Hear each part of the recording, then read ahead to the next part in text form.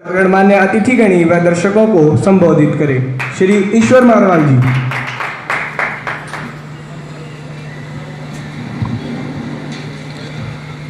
भारत माता की, भारत माता की। भाई कुछ खा पी के तो आए होगे, फिर बाबा साहब का एक नारा तो जोर से ला दियो, उसको बताने की जरूरत नहीं होनी चाहिए। मैं शुरू करूंगा, आप उसको सिरे चढ़ा देना। बोलो जय जय जय जय जय भीम, जय जय जय जय जय भीम। बिछे हैं फूल और कलियां, बिछे हैं फूल और कलियां, हम सब ने अपने नैन बिछाए हैं। बिछे हैं फूल और कलियां, हम सब ने अपने नैन बिछाए हैं। कर रहे स्वागत मिलकर सभी, हमारे बीच मुख्य अतिथि डीएसपी अशोक कुमार जी आए।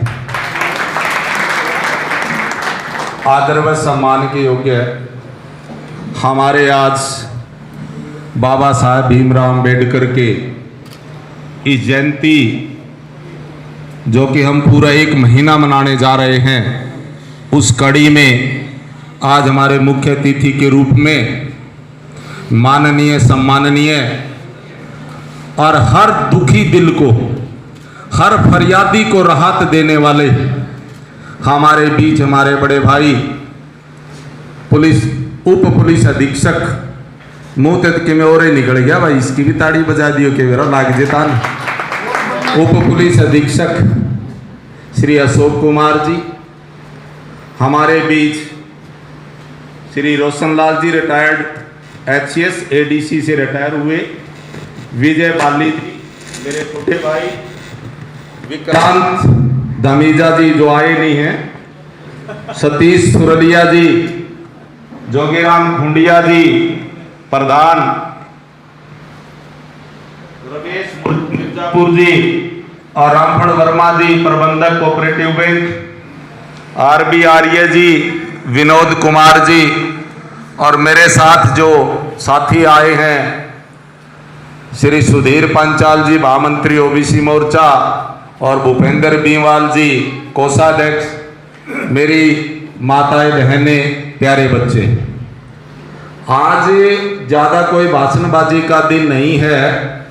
जो इस जगह पर इस हॉल में जो पहुंचा है, उसके हर दिल में, हर दिमाग में, हर सांस में, हर श्वास में ये बात पहले से विदित है कि हम किस प्रोग्राम में जा रहे हैं। मैं बात करूं बाबा साहेब डॉक्टर भीमराव अंबेडकर जी की, केवल 2 मिनट लूंगा। आप सभी जानते हैं उनके जीवन परिचय को, लेकिन आप लोगों ने मेरे इस सोसाइटी के जो फाउंडर मेंबर हैं छोटे भाई संजय कायत जी, त्रिभुवन बख्शी जी और राकेश कुमार जी, रॉकेट डैन जी, जिन्होंने मुझे यहाँ बुला करके ये सम्मान दिया, मैं अपना फर्ज निभाने के लिए यहाँ खड़ा हुआ और आपसे हाथ जोड़कर प्रार्थना करता हूँ कि 2 मिनट के लिए मेरी बातें जरूर सुनें। आप सभी जानते हैं 14 अप्रैल 1891 में भीमराव अंबेडकर जी का जन्म एक निर्धन गरीब परिवार में हुआ, और भीमराव अंबेडकर जी बचपन से ही बड़े संघर्षशील, बड़े उत्कृष्ट और बड़े सोच रखने वाले व्यक्ति थे। बचपन से ही उन्होंने छुआछूत से लड़ाई लड़ना शुरू कर दिया था। आप सबको पता ही होगा कि इनके पिताजी एक ब्रिटिश ईस्ट इंडिया कंपनी की भारतीय सेना में एक सेवक के रूप में काम जो करते थे, उनके घर इनका जन्म हुआ। तो इन्होंने इनको स्कूल में जब दाखिल करवाया तो इनको अछूत कह करके उन स्कूली बच्चों से अलग रखा जाता था। बड़ी विडंबना थी।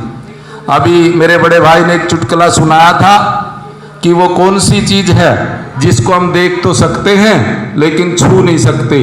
तो उन्होंने कहा कि वो सूरज, और एक बच्चे ने कहा, स्कूल के एक अछूत बच्चे ने, कि वो एक चीज और भी है सर।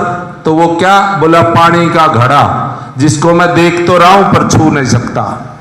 तो उन्हीं बात को लेकर के भीमराव अंबेडकर जी ने अपनी हाई सेकेंडरी शिक्षा के समय ही संघर्ष करना शुरू कर दिया था।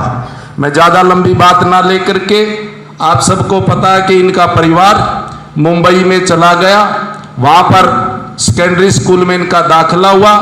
वो एक ऐसा स्कूल था जब केवल एक बच्चे को अछूत मान करके अलग से इनको बिठाया जाता था। डॉक्टर भीमराव अंबेडकर जी ने अपना संघर्ष किया, पढ़ाई की, यूएसए गए 22 साल की उम्र में, लंदन गए, कानून की पढ़ाई की, मुंबई की उच्चतम न्यायालय में कानून की पढ़ाई की प्रैक्टिस आप कहो, उस प्रैक्टिस में दलित और पिछड़ों के उद्धार के लिए जितनी लड़ाई लड़ी, मैं कहने में कोई गुरेज नहीं करता, ना कोई बड़ाई करता, उसी पैटर्न पर आज हमारी लड़ाई अशोक कुमार जी डीएसपी जी भी लड़ रहे हैं।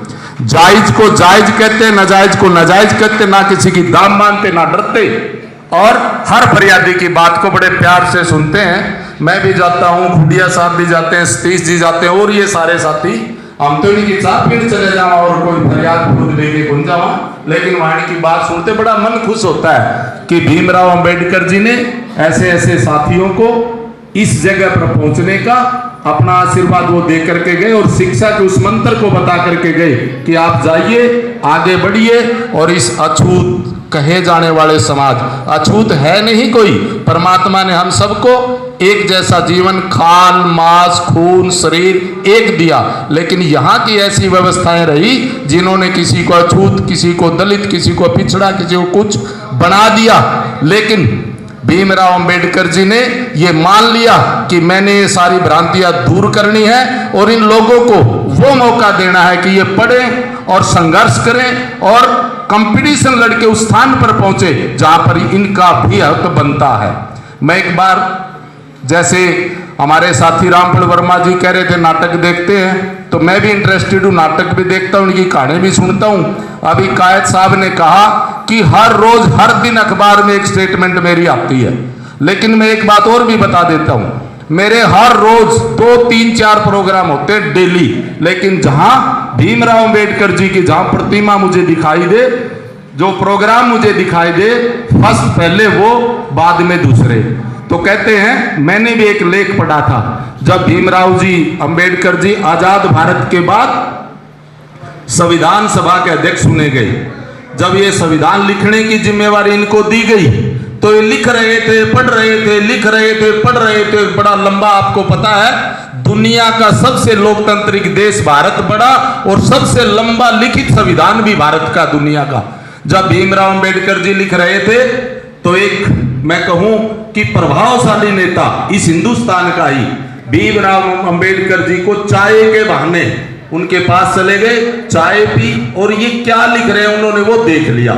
तो उन्होंने कहा कि भीमराव जी आप ये क्या कर रहे हैं? बोले जी क्या? बोला आप ये दलित पिछड़ों को, महिलाओं को आरक्षित, आरक्षण, इनको आगे बढ़ाने के लिए अलग संविधान, अलग धाराएं, अलग अनुच्छेद ये जो बना रहे हो, ये संविधान तो पूरे हिंदुस्तान के लिए, न कि दलित और पिछड़ों के लिए। तो मैं ज्यादा समय न लेकर के उन नेता के साथ इनकी बहस हो गई।